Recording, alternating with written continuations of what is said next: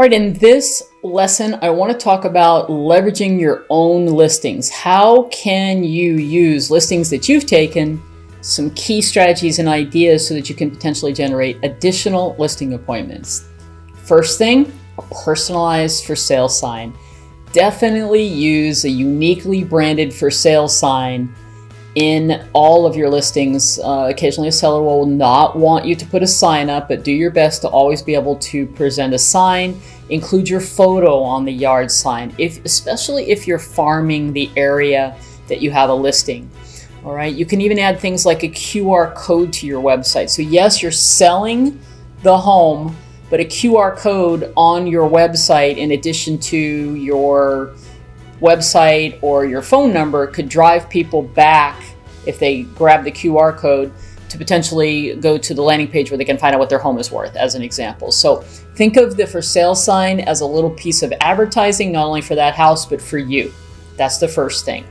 Next, if you hold open houses, well, first of all, you should hold open houses, and always make sure that you hold the first open house yourself on your listing. So if you become a big listing agent and you can't service all your own open houses for your listings, then get some coworkers to help you, or perhaps you have people that work with you on your team or in your office. There'll always be people that want to be able to hold open houses, but you make sure you hold the first one. Why? Because within the first 5 to 10 days that a sign goes up, there's generally someone else in a neighborhood that's driving in and out, going to work each day, that sees the sign, and it triggers them to say, you know what, maybe we need to think about putting our home on the market. And the whole goal here is to leverage your own listings to look for other people who are thinking of selling in the neighborhood.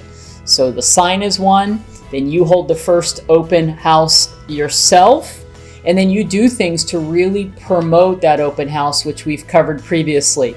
You make sure you door drop, you circle prospect, you invite people personally, and you're the listing agent holding the open house. Another idea for your open house is to do the go live on Facebook or Instagram at your open house, but all the other strategies that we've already covered on open houses, a whole module on that. I also want to bring up one more feature here when you have your own listing. I love the special neighborhood preview. We went into details on this already, but the special neighborhood preview is the open house you have for the neighborhood before you have the first public open house. This is where you can meet the neighbors and sponsor like a little, wine and cheese party, or just a special, have some hors d'oeuvres or some refreshments, and you're just simply sending out a special invitation to the neighbors to see the home, and perhaps they know somebody that's interested in moving into the area. Brilliant idea to be able to get meet the neighbors and potentially find that other person who wants to list or two. Other ideas: make sure you're doing that new just listed marketing on social media. You can post your virtual tour, do a video walkthrough where you're on the video, taking people through it, and post that on social. Of course, you can run ads on your new or coming soon listings. Make sure you follow whatever the legalities are and the restrictions and policies around coming soon for your local association.